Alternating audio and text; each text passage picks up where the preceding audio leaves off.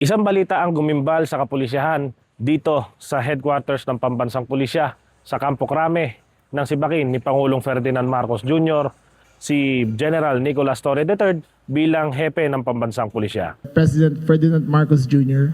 has made the difficult but necessary decision to relieve PNP Chief Police General Nicolas Torre III of his duties. At mayroon ding inilabas na kautusan ang Malacanang na kung saan itinatalaga si Lieutenant General Jose Melencio Nartates Jr.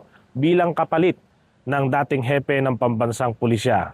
Natutuparin ko ng buong husay at katapatan Natutuparin ko ng buong husay at katapatan sa abot ng aking makakaya sa abot ng aking makakaya ang mga takdang gagampanin ang mga takdang gampanin ng aking bagong katungkulan.